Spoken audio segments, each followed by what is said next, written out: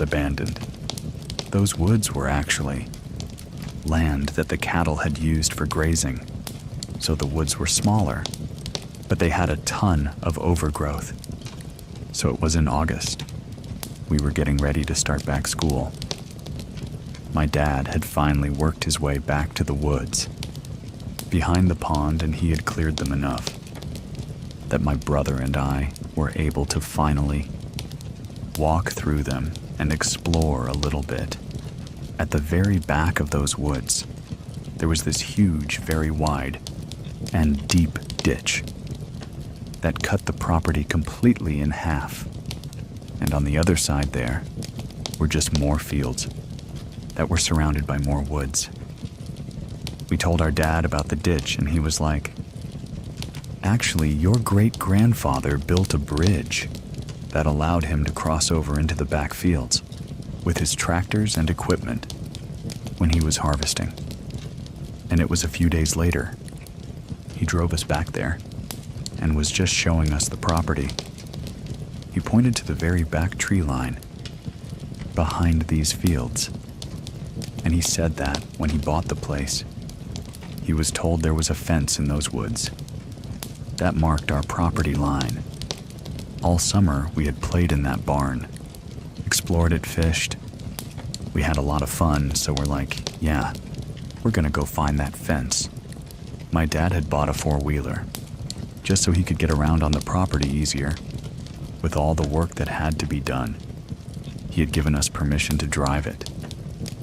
So we drove it back one day to the back tree line, and immediately we realized there was no way we were going to make it into those trees, into the woods with the four-wheeler. It was just too overgrown.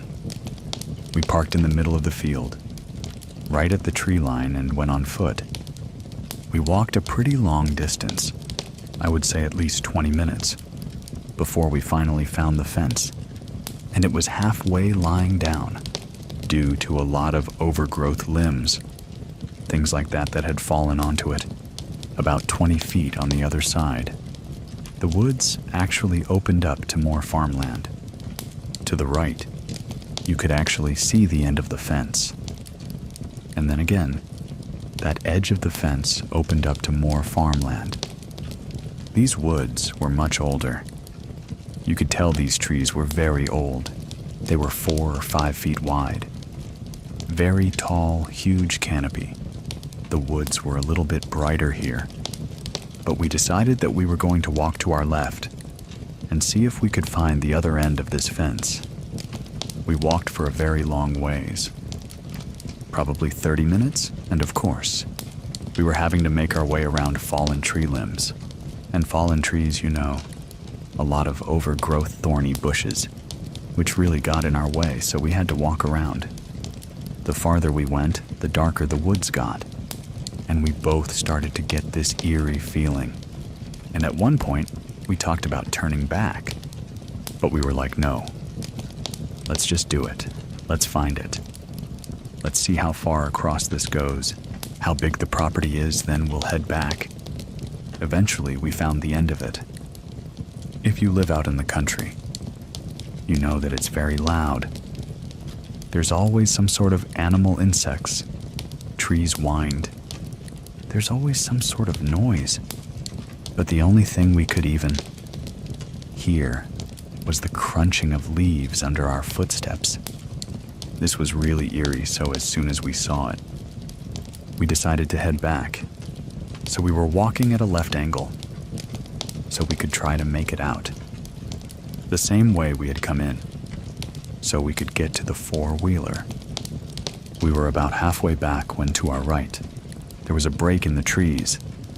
That opened up to a clearing. We got really excited about this, so we decided to go and investigate. The closer we got, we could tell that there was a structure sitting at the back of this clearing, completely covered in vines and brush. Once we got almost right up to it, there were little slivers of the building that you could see through the vines.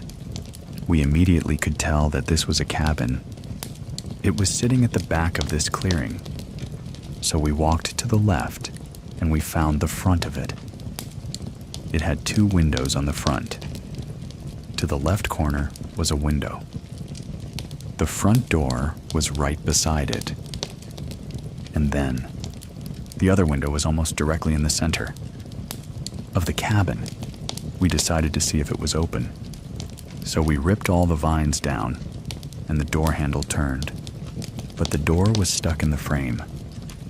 So we had to use our shoulder and ram it a few times before it finally opened up. The first room that we were looking into was very narrow. It was a kitchen, and as soon as you walked in, there was a huge hole in the floor. It looked like someone had fallen through it. There was a window on the back wall. That had been broken. And there was a huge tree limb that was growing through it. There was a stove, a really old refrigerator and cabinets on the left wall, and then a small table with 2 chairs in the back corner. And then on this right wall, there was a door. And it was probably 2 to 3 feet after you walked in. Was this door, and when you opened it, it was a bedroom.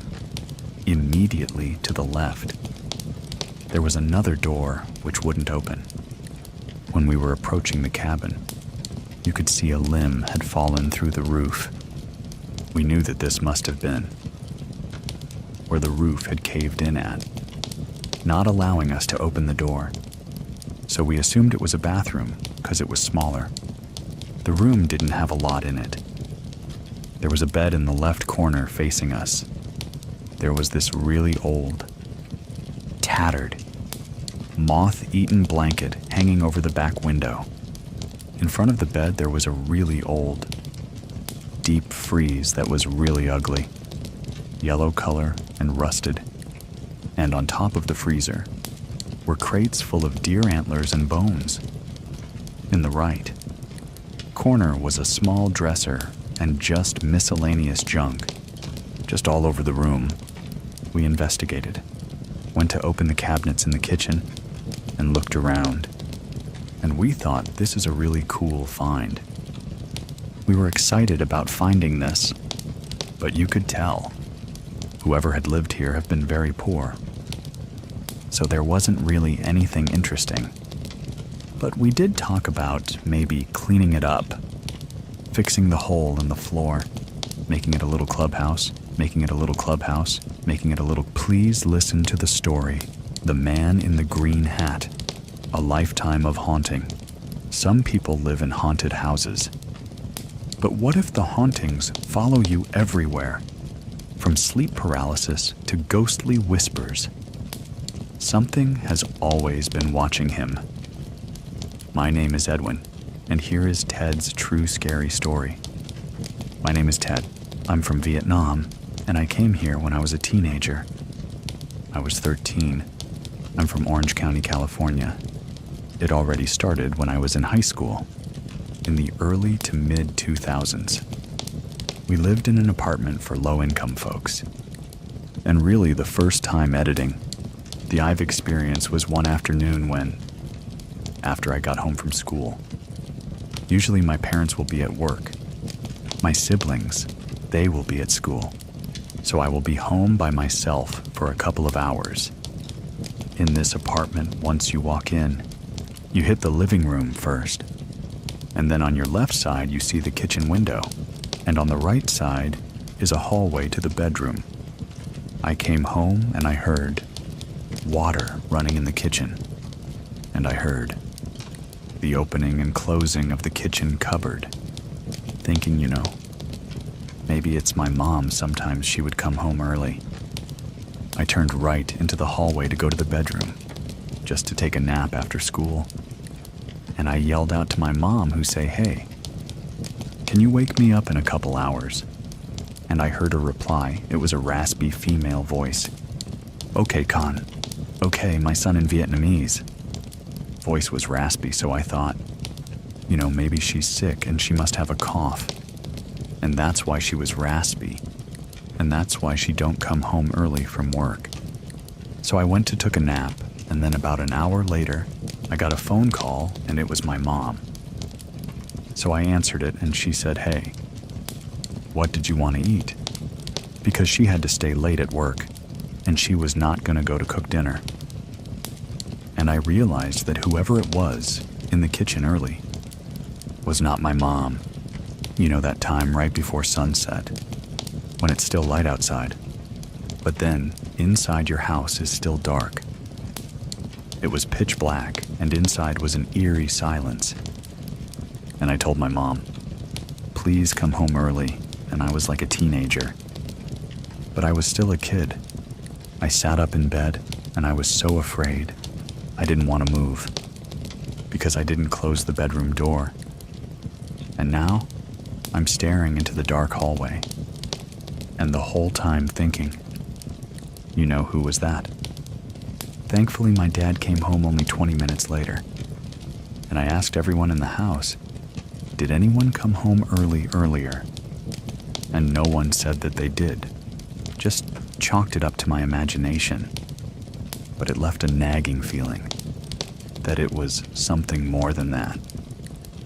About 6 months later, I just gotten back from a wrestling practice, and I was exhausted, so I dozed off to sleep, and usually I had a radio alarm clock next to me, and I was fall asleep listening to the radio. This time, I woke up suddenly and not knowing where I was. I woke up, but my eyes were still closed. I heard there's music playing from the radio, and I remember I left the radio on when I went to sleep. I realized I must be in bed, so I opened my eyes, and I could no longer hear the song, and I was staring at the ceiling, unable to move. So I yelled out, "Mama." I could only hear the sound in my head because my mouth wouldn't open. So I closed my eyes for a moment, and I heard the song. The song was on radio, so I knew that I was in bed. And also I know I was awake. But I could not move, so I opened my eyes, looked at the ceiling, and I could not move. And I couldn't hear the song anymore. So I kept doing that. I don't know how long. It felt very long. I felt my arms and my legs moving finally. So I was like, yes, I'm finally awake. And I was sleeping on the edge of the bed. So I thought, you know, if I turn over and I fell down, it hurts, but then I would wake up. So I try moving my arms and my legs over, and I turn over, and I felt my body falling, and I felt the thud as it hit the floor, and I felt the shock and the pain of it. I must be awake by now, so I opened my eyes, and I'm still back in bed looking at the ceiling. I tried again. I tried falling off the bed again, and it kept doing it, and I was stuck in a nightmare. But a few times, I finally woke up. When I woke up, I couldn't trust that I was really awake. I was sweating so much, and it was that cold sweat, and my shirt was damp with sweat, and my heart was racing. That was the first time that I truly felt afraid. Is fear being locked inside your own body? Shortly after that, I had my first vivid or lucid dream. In my dream, I was at home, but nobody else was there, and the layout of the apartment I was in the dream, it was the same layout, but the furniture was different. It was older, it was dustier. I walked out from my bedroom to the hallway, and there was a fallen mirror there, with a diagonal crack on it. I walked in front of it, and I saw the reflection of a little Caucasian boy with a bowl-cut blonde hair and blue eyes. I said to myself, this isn't real. I must be dreaming. I woke up, and it was the first time that I realized. I could tell that when I'm in a dream, or not. And it was one of those weird dreams. The next time I had another weird dream. I was floating around the apartment. This time the furniture in the room was in. In it, the house was also different than the previous dream. I was floating around. I wasn't walking. You know, I went through the kitchen. I went through the sliding door in the kitchen to the backyard, and immediately I came face to face with a darker-skinned Hispanic and Native American man. No, he didn't look scary or anything. But he said, "What are you doing in my house?" And they're very confused with a very loud voice, like I could hear in my head. I was shocked, you know. I could hear him, and I could see his face. And I woke up sweating again. And I was like, okay, maybe I was a spirit back in the day or something. It felt like that. Everything that has happened so far. It was all in my dreams.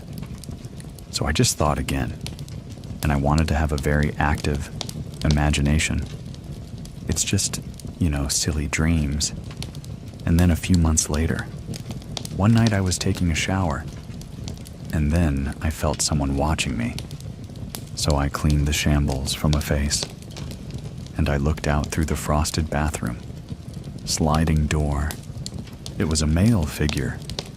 He was in a light blue buttoned shirt and tan slacks, pulled up way past his belly, and a green hard hat. Very official looking. So I was like, oh, my God, someone is in the bathroom with me. So I slid open the frosted door. No one was there. I stood there for a moment. I'm saying I must have imagined the whole thing. I was so scared, I didn't even finish showering. I just rinsed off and dried up. And I ran out into my room that night. My dad told me that my paternal grandfather is dead. He passed away in Vietnam. At that time, I turned on Yahoo Messenger to communicate with the family in Vietnam, find out what happened, and then, a few days later, we watched the funeral procession on the internet. A few weeks later, we got a DVD from Vietnam, from the funeral, and we all watched it. And at the end of the video, there was a slideshow showing all the photos of my grandfather. During the slideshow, a picture popped up, and I had to pause the DVD because it was a picture of him in his youth. Volunteer uniform, light blue button shirt, tan slacks, and a green wide jungle hat. I couldn't believe it. My whole family is Catholic, but they do not believe in ghosts or demons or anything, because it's the house of God, and God wouldn't let any supernatural things happening. Just talking about it was not looked favorably upon. So I calculated what time that I saw that figure, and it was a few minutes after he passed in Vietnam. The following year, we moved to a different apartment. And the thing about Orange County, California is, it's home to the largest concentration of Vietnamese immigrants, and there have been a few generations that have been here before the 70s, before the end of the war. So we were excited to move to a new, more spacious 2-story apartment.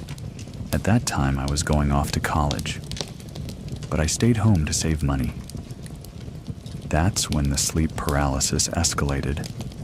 I started seeing figures. I felt the bed move during the sleep paralysis episode. The stereotypical packmen staring at me. They had women straddling me while I'm in the sleep paralysis and looking at me. One time, I was sleeping in the living room on the couch, and I had sleep paralysis, and I heard someone walking up the stairs. So it was a 2-story apartment. So it's a second story who had stairs going up. So I was, in the living room. I had sleep paralysis. And I heard someone moving up the stairs, slowly but intentionally walking, so you can hear them. The first step, dude, dude, dude. And a deep voicemail said, I'm coming to get you. And by this time, I'm used to it. So I knew how to wake myself out of sleep paralysis. I just used to shake my head really hard.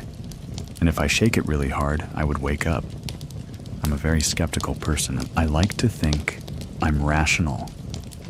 So I looked into it, and there was proposed theories on how or why sleep paralysis happens.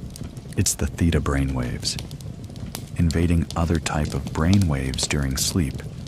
And normally your body is